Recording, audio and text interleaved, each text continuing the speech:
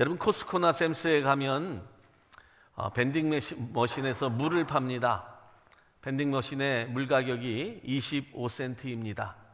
그런데 똑같은 물, 똑같은 재료를 가지고 여러분 마켓에서는 50전에서 1불에 팔립니다. 또 그 물이 가스 스테이션을 가면 약 2불 정도에 팔립니다. 그런데 여러분 갑자기 공항이나 관광지를 가면 그 물이 여러분 수십 배로 뛰어서 5불 정도에 팔립니다. 여러분 잘 들어보십시오. 똑같은 브랜드, 똑같은 품질을 가진 물임에도 불구하고 그 장소에 따라서 매겨지는 가치와 여러분 가격이 달라집니다. 사랑하는 여러분, 우리도 마찬가지입니다. 우리가 같은 세상, 같은 위치, 같은 사람, 같은 장소에서 사는 것 같아도 지금 우리가 어디에 있느냐에 따라서 매겨질 가치와 가격이 달라집니다. 혹시라도 여러분들이 있는 자리가 제대로 그 가치를 인정받지 못하는 곳이라고 한다면 그곳을 반드시 벗어나야 되지만, 여러분들의 가치를 제대로 인정받고 여러분들의 소중함을 알아주는 자리라고 한다면 절대로 그 자리를 떠나지 말아야 합니다. 오늘 주님이 너도 가려느냐 라고 하신 그 말씀을 들어보면 영적인 구원에 대한 예수님의 말씀에 대해서 불만과 실망을 갖게 되는 많은 사람들이 주님의 가치를 몰라보고 떠나는 무리가 되어서 주님께서 그들에 대하여 수치와 모욕만 당하게 된다라고 하는 당부와 경고의 말씀을 하고 계심을 저와 여러분들 듣게 됩니다. 우리 사랑하는 집들이교회 성도로서 우리는 어떤 자리에 있어야 하는지, 우리가 있는 자리가 어떤 가치와 우리가 매겨질 가격이 달라질 수 있는 자리가 되는지 말씀을 통하여서 은혜를 나누기를 주님의 이름으로 간절히 축복을 드립니다. 첫째는 기적만 쫓지 않는 자리가 필요합니다. 지난주 제가 달라스에 갔습니다. 목사님들의 모임에 이제 가게 되었는데 많은 대화 중에 어느 목사님이 한 번에 단번에 부응하는 방법이 있습니다 라고 하는 그런 말씀을 했습니다. 어찌나 귀가 솔깃한지 그 이야기를 들었더니 베일로 병원에 가서 영안 씨를 찾아가고 금방 심장마비로 죽은 사람에게 안수를 하면, 그리고 살려내면 그날부터 목사님의 교회는 부흥합니다 라고 이렇게 이야기를 했습니다. 정말 그렇게만 된다면 한동안 부흥 걱정은 없을 것 같습니다. 하지만 그 자리에서 다들 여러분 웃고 말게 되었습니다. 기적이라고 하는 것이 사실 보통 일은 아닙니다. 그런데 여기에도 문제가 있습니다. 아무리 사람을 죽어간 사람을 살려낸다 할지라도 한동안이라고 하는 겁니다. 잠시라고 하는 거죠. 예나 지금이나 사람들은 기적적인 치유가 있다라고 하는 소식을 들으면 그곳으로 사람이 몰립니다. 여러분 우리도 마찬가지입니다. 새로운 목사, 새로운 교회가 있다고 한다면 거기에 관심을 두고 사람이 몰리게 되어 있습니다. 치유를 일으키는 사람은 다시 오신 예수님처럼 사람들이 여겨지게 되고 위대한 하나님의 종처럼 사람들이 생각을 합니다. 물론 다 잘못된 것은 아닙니다. 잘못된 기적도 아닙니다. 필요한 기적도 있다고 한다면 예수님 믿으면 일어나기도 합니다. 그런 믿음이 또 우리를 고치기도 합니다. 하지만 기적만 쫓는 신앙은 어느 순간 잘못된 길로 가고 있어도 모릅니다. 그런 신앙은 어느 순간 기적이 일어나지 않으면 사람들은 금방 질리게 되고 구원에서 떠난다고 성경이 말씀을 합니다. 그래서 그 부흥도 한순간이라고 하는 겁니다. 그러다 보니까 가짜 기적을 만들어내고 무리수를 두다 보니까 성도를 미혹하게 하는 사이비 같은 종교들이 나오게 되는 것입니다. 이처럼 기적 중에는 사단이 주는 기적도 많습니다. 성경은 여러 곳에서 사단의 기적에 대한 경고를 하고 있습니다. 데살로니가후서 2장 9절로 10절의 말씀에는 이렇게 말씀을 합니다. 악한 자의 이 마음은 사단의 역사를 따라 모든 능력과 표적과 거짓 기적과 불의의 모든 속임으로 멸망하는 자들에게 이 말이니 이는 저희가 진리의 사랑을 받지 아니하여 구원함을 얻지 못함이라. 사랑하는 여러분, 이 말씀은 표적만 따르는 자는 불의를 좋아하는 자이기에 구원을 받지 못함을 성경이 증거를 합니다. 여러분, 치유가 믿음의 증표는 아닙니다. 기적이 믿음의 증표를 말씀해 주는 것도 아닙니다. 사도 바울은 치유만 구하며 따라다니는 자들에게 진리의 사랑을 받지 않아서 결국 그들이 구원함을 얻지 못한다고 그렇게 말씀을 했습니다. 실제로 이방 종교에도 여러분 치유가 있습니다. 기적이 일어납니다. 그러나 그 안에 구원은 없습니다. 중요한 것은 우리가 살아가면서 주님만을 바라보고 흔들리지 아니하는 믿음을 가져야 합니다. 그러면 그 안에 치유와 회복이 반드시 나타납니다. 주님은 우리 육신의 치유와 기적만을 외치는 것이 아니라 날마다 그 안에 회복의 구원까지 허락하셨던 것을 우리 성경을 통해서 증거받게 됩니다. 기적을 보고 사람들이 몰려올 때 참된 목자는 이렇게 말합니다. 여러분, 기적이 중요한 것이 아닙니다. 주님만 바라보십시오. 기적이 어떤 것보다 앞서면 안 됩니다. 주님보다 앞서면 안 됩니다. 기적을 바라보고 오지 마시기를 바랍니다.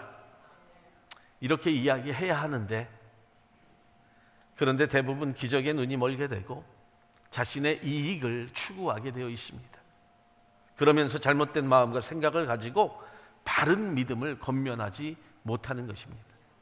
하나님이 주시는 진짜 치유의 역사가 나타나고 동시에 그 영혼도 구원받기 위해서는 바른 신앙이 무엇인지 건면하는 교회가 진짜 교회요 목회자가 되는 것입니다. 그런데 문제는 여러분, 그처럼 바른 신앙을 우리가 도전하게 되고 건면하게 되면 사실 그때부터 문제가 생기게 됩니다. 왜냐하면 사람들이 그런 바른 메시지를 재미없게 생각을 하고 다른 표적을 찾아서 두리번거리게 됩니다. 교회를 다녀도 재미가 없고 기적이 보이지 않으니 흥미가 없어지고 그러다가 조금씩 기적을 찾아서 떠나는 것입니다. 하지만 그때 사람이 다 떠나고 겉으로는 시시하게 보여도 주님이 원하는 참된 길을 성도는 따라가야 합니다. 그래야 구원받고 천국에 갈 수 있고 그 상급이 크게 됩니다. 만약 주님도 기적으로만 구원받게 하셨다고 한다면 십자가에 달릴 필요가 전혀 없었습니다. 오히려 기적만 베풀면서 사람들이 오기를 기다리기만 했다면 되는 것입니다. 하지만 그건 하나님이 원하는 길이 아니었고 말씀의 약속을 이루는 길도 아니었다는 겁니다. 사랑하는 집들이 가족 여러분, 믿음은 평범해도 괜찮습니다. 방언을 못해도 괜찮고 교회 안에 수많은 기적들이 일어나지 않아도 됩니다. 주님은 기적만을 일으키며 사신 분이 결코 아니기 때문입니다. 그저 예수님 스스로가 기적이었습니다. 그의 인생 자체가 기적이었고 주님의 오심이 기적이었고 주님의 죽으심이 기적이었고 주님의 부활하심이 기적이었고 주님의 승천하심이 기적이었고 다시 오실 주님도 기적입니다. 할렐루야. 그런 분을 믿고 사는 우리가 기적입니다. 할렐루야. 하나님께 영광이 받습니다. 그래서 저와 여러분들 우리의 평범함 속에서 나타나는 은혜가 얼마나 기적인 줄 알고 살아야 합니다. 여러분, 한평생 같은 교회를 섬기고 여러분들의 예배의 자리를 떠나지 않고 이 예배의 자리를 지키는 것이 정말 기적입니다. 그래서 참된 기적은 주님을 떠나지 않는 것입니다. 오랫동안 신앙의 동지들과 함께 교회를 섬기고 내 신앙의, 내 기도의 예배의 자리를 지켜가는 것입니다. 오늘도 예배의 자리에서 기적을 누리며 사는 하나님의 거룩한 성도 되기를 예수의 이름으로 축원합니다. 두 번째는 소수의 사람이 지키는 자리가 가치 있는 자리입니다. 성경을 보면 사복음서에 기록된 유일한 기적이 오병이어의 기적입니다. 거기에 5,000명을 먹이십니다. 그만큼 그 기적이 제자들뿐만 아니라 수많은 사람들에게 큰 반응이 되었다는 것입니다. 그래서 그 기적을 체험한 수많은 사람들이 예수님을 억지로 잡아서 임금 삼으려 했던 것을 우리는 기억을 합니다. 왜 그렇습니까? 기적을 이용해서 자신들의 육적인 목적을 달성하려고 하는 불순한 의도가 그들 가운데 있었습니다. 하지만 그들의 뻔한 속마음을 주님도 알고 있었습니다.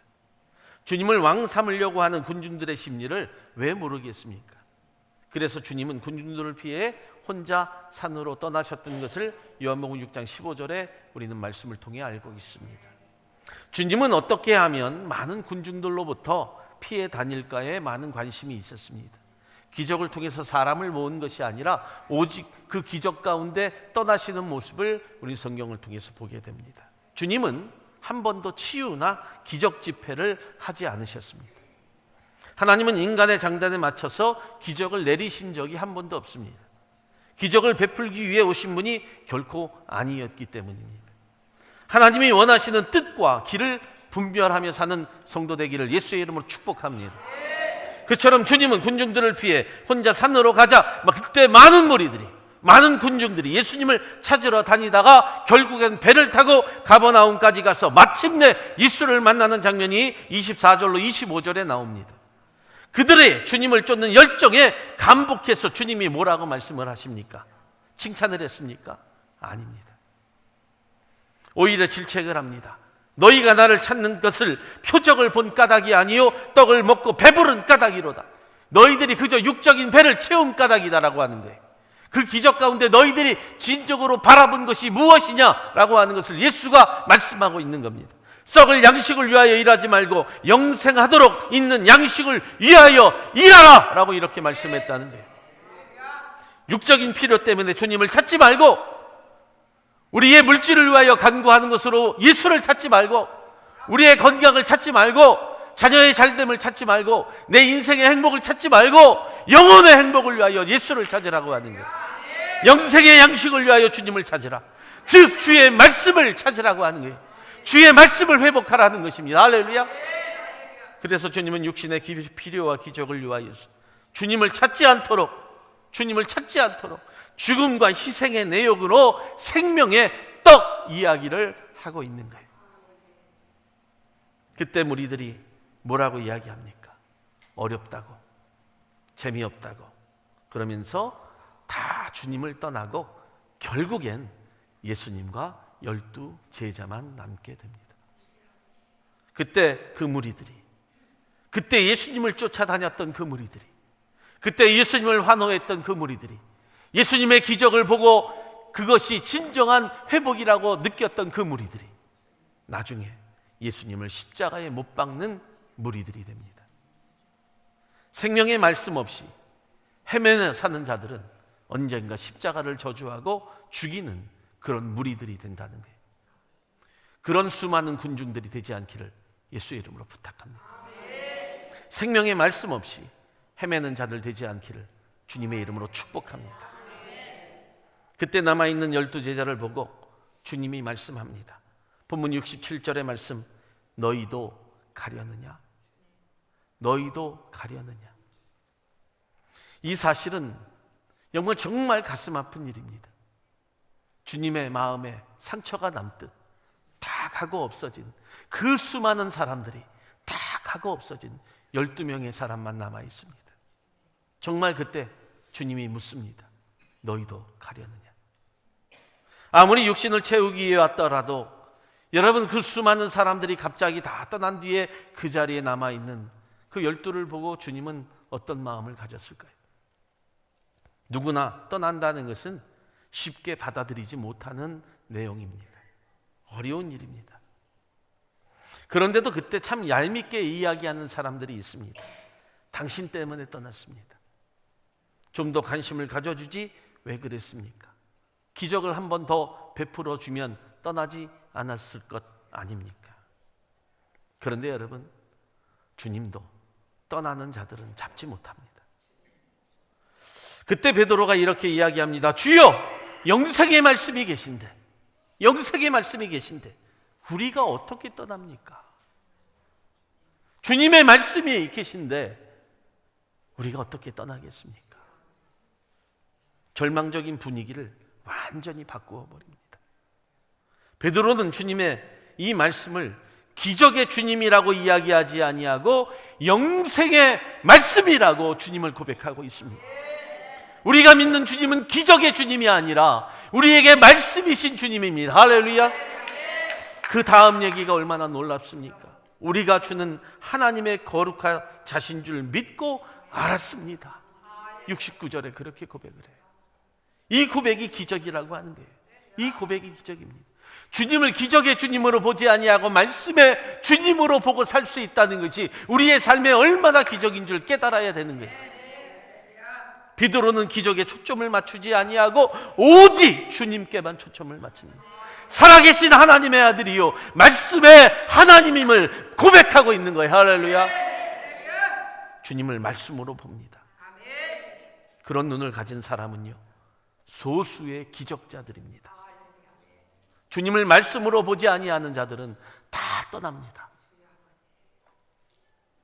자신은 누가 뭐래도 주님과 함께 좁은 문으로 가고 소수의 길을 택하겠다고 그렇게 고백하고 있는 거예요. 그 말에 주님이 얼마나 큰 위로를 받았으면,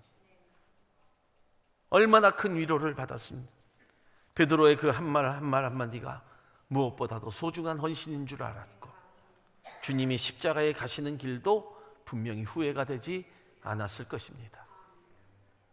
우리는 베드로를 배신자라고 이야기합니다. 십자가를 저주한 자라고 그렇게 생각을 합니다. 그런데 여러분, 베드로에게 대해 별별 얘기를 다 한다 할지라도 항상 베드로는 주님 곁에 있었습니다. 성경에 가장 억울한 사람이 그래서 베드로일 것입니다. 주님도 베드로를 수제자로 삼은 것이 그가 나이가 많고 능력이 많은 것이 아니라 중요한 순간순간마다 주님 곁에서 주님과 함께한 사람이었기 때문입니다. 실수가 있어도, 잘못된 일이 있어도 항상 주님 곁에 있었다는 거예요. 가끔 교회 생활뿐만 아니라 삶의 현장에도 어려운 문제가 우리가 생깁니다. 그때 기쁜 얼굴을 하고 희망의 말을 전해주면서 상대의 길을 살려주고 애쓰는 사람들이 있습니다. 교회가 어떠한 어려움과 여러분 문제가 있다 할지라도 교회 곁에서 교회를 위해서 수고하고 헌신하고 눈물 흘리는 자들이 있습니다. 그런데 그런 분들은 많지 않습니다. 대부분 나 죽겠다고, 나 그 꼴 보기 싫다고 얼굴의 웃음과 기쁨을 잃고 떠나가든지 또 교회에 대해 관심을 갖지 않습니다. 사랑하는 여러분, 하지만 그 어려울 때 기쁜 얼굴을 하고 믿음의 말을 해주는 것이 무엇보다도 주님의 말씀이 그에게 있으므로 기뻐하고 기적으로 사는 자입니다. 그리고 그것이 진짜 참된 헌신입니다. 그러면 하나님은 그런 소수의 헌신을 잊지 아니하시고 그가 속한 공동체도 그를 통해 반드시 축복하시고 무엇보다도 그런 사람을 통하여 누구보다도 복된 존재로 만들어 주십니다. 할렐루야. 그래서 여러분들이 가정에서도 그 소수의 한 사람이 여러분들이 되어야 됩니다. 세 번째는요, 믿음에 흔들리지 않는 자리입니다. 본문 63절의 말씀을 보니까 살리는 것은 영이니 육은 무익하니라. 내가 너희에게 이른 말이 영이요 생명이니라. 내가 너희에게 이른 말이 영이고 생명이라고 하는 거예요. 주님이 말씀하시는 그 모든 말 한마디 한마디가 우리에게 주신 놀라운 축복과 은혜가 된다는 말입니다. 할렐루야. 수많은 무리들이 그 말씀을 듣고 그 말씀 앞에 엎드리는 것이 아니라 다 떠나는 사람들이 되었다는 거예요. 사람들은 온전한 생명을 얻는다 그렇게 말하지만 그러나 그 말씀을 다 같이 믿지는 않습니다. 사랑하는 여러분, 결국 우리의 믿음의 생활은 체험이 아니라 말씀의 믿음으로 살라는 말씀입니다. 체험은 여러분들이 믿음으로 가는 통로로 끝내야 돼요. 그것으로 평생을 살면 안 됩니다. 그 다음부터는 오직 말씀에 대한 믿음으로 우리들이 굳건히 다져져야 됩니다. 그리고 살아야 합니다. 할렐루야. 믿음은 아무리 힘든 일이 있어도 그 자리를 지키는 겁니다. 할렐루야. 부모가 내 삶이 힘들다고, 내 형편이 힘들다고 자녀를 버리고 가면 그 부모는 부모가 아닙니다. 남보다 못한 사이가 됩니다. 다 이유가 있겠지. 그 사람만에 가지고 있는 이유가 있겠지. 여러분, 우리가 그렇게 말하지 않아야 됩니다. 핑계댈 수 없다는 거예요. 부모는 어떠한 어려움과 역경이 있을지라도 자식을 위하여, 자녀를 위하여 목숨을 버릴 각오를 해야 되는 의무가 그들 가운데 있다는 겁니다. 우리도 마찬가지입니다. 성도된 우리, 예수를 위하여 우리의 목숨을 바쳐야 성도입니다. 예수를 위하여 내 한 몸 불살라야 내가 성도라고 하는 거예요. 어떤 이유와 핑계를 대지 말라는 거예요. 그 사람 이유가 있겠지.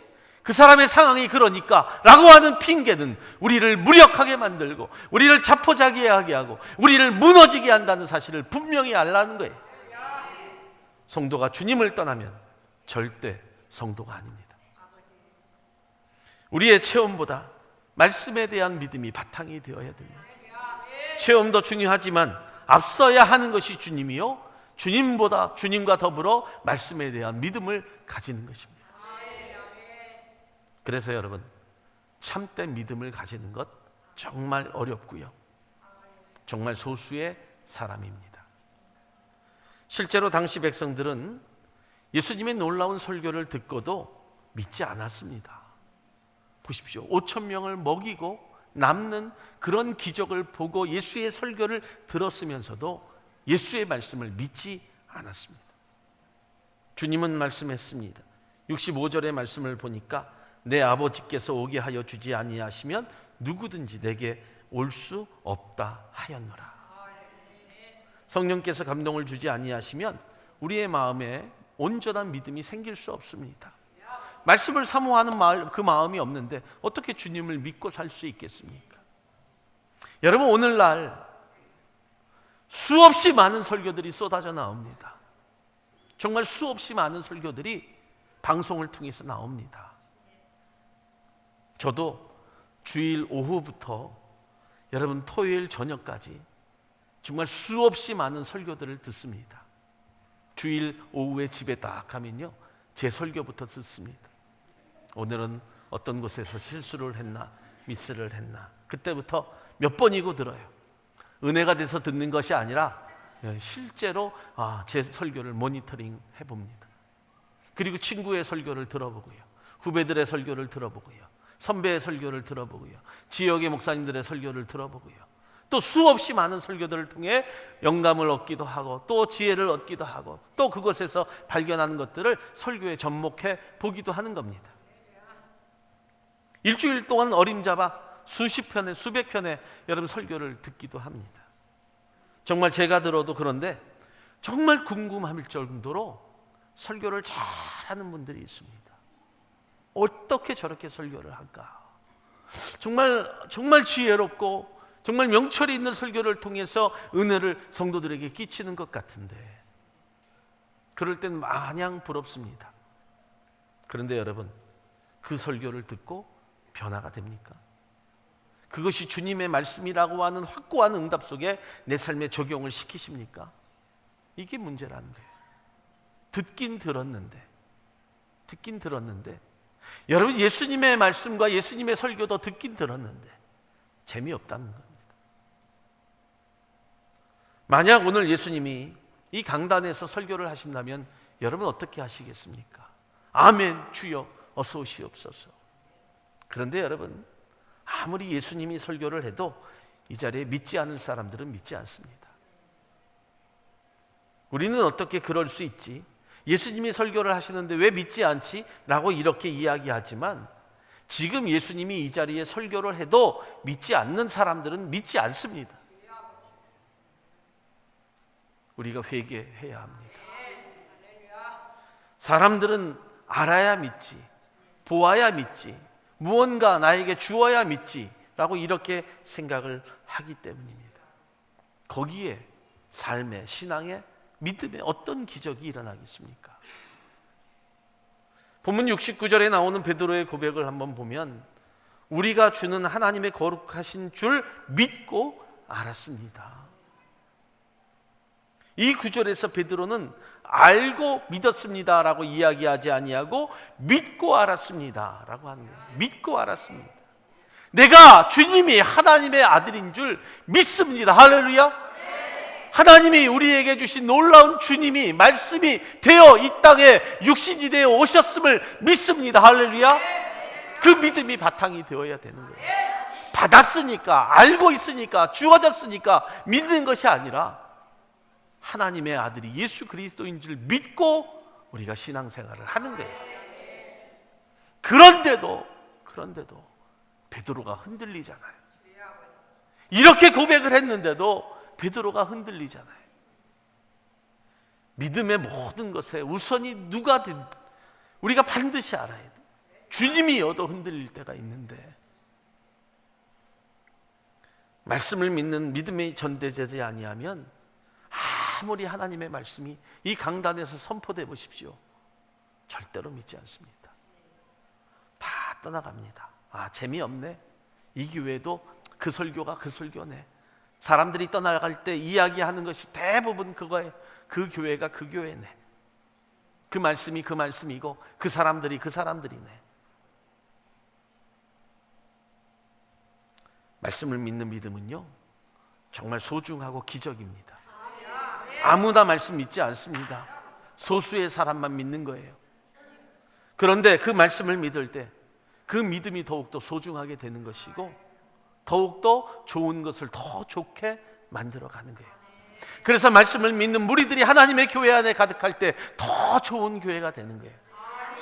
말씀의 깃발을 높이 들 때 그 교회가 더 축복된 교회가 되는 거예요. 여러분들의 가정이 말씀을 믿고 살아갈 때 더 복된 가정이 되는 거예요. 할렐루야.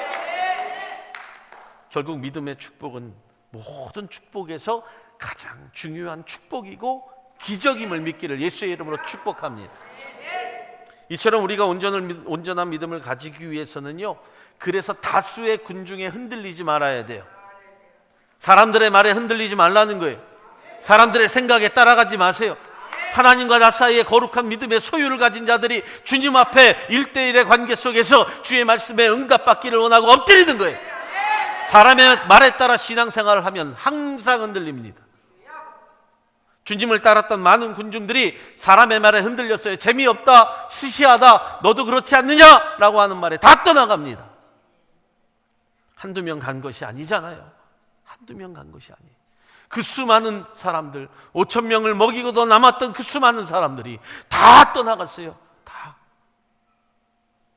우리는 다수에 흔들리는 경향이 너무도 많습니다. 잘못된 말에 귀 기울일 때가 얼마나 많습니까? 솔깃하지요. 그런데 거기에 마음 두지 마세요. 나의 자리는 말씀을 지키는 자리. 처음에 수많은 사람들이 예수님, 예수님, 당신의 옷자락에 손만이라도 되겠습니다라고 하는 그런 모습으로 예수님 앞에 가까이 하려 했지만 다 기적만 체험하고 돌아가잖아요. 주의 말씀에 엎드리지 못해요. 어느 순간 다 떠나갑니다. 그런 사람들이 다 떠나간 후에 이제 너희도 가려느냐? 사랑하는 성도들, 어디로 가십니까? 어디에 발걸음을 두고 살아가십니까? 어디에 가려고 하십니까?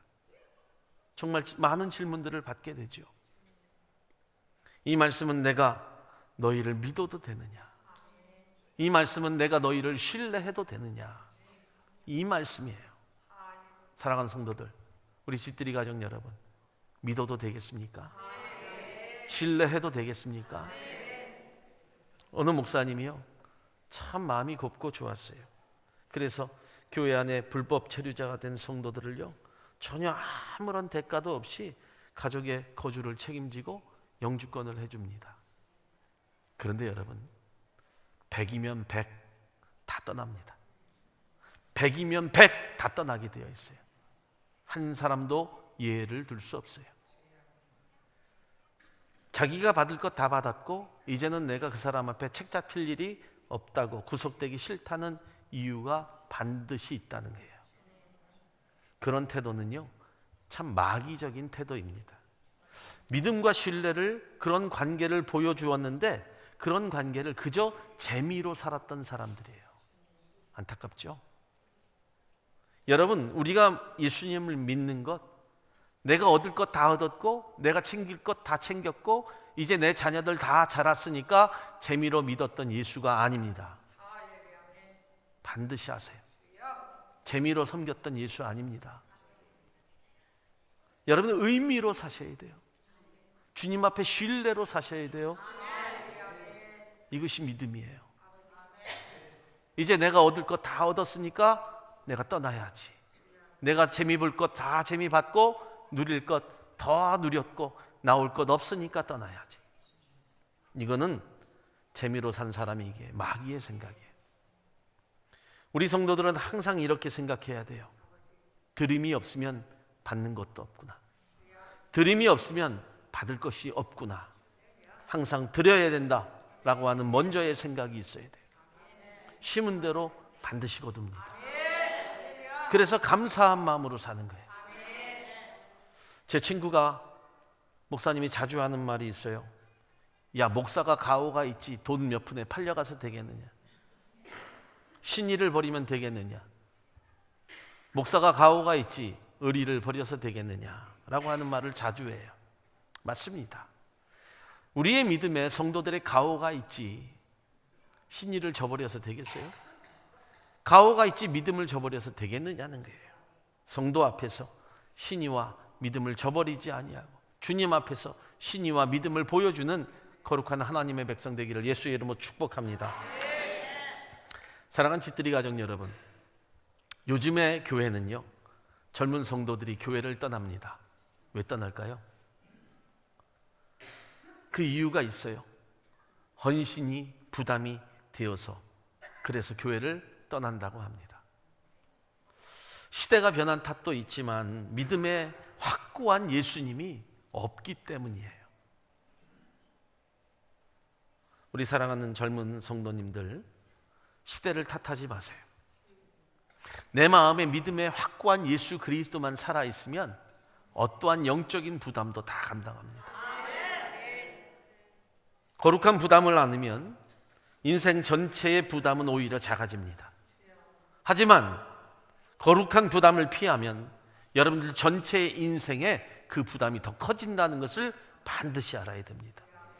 십자가가 무거운 것 같아도 지고 나면 편합니다. 평안하다는 겁니다. 눈물이 있습니다. 힘들어도 거기에 애통함이 있습니다.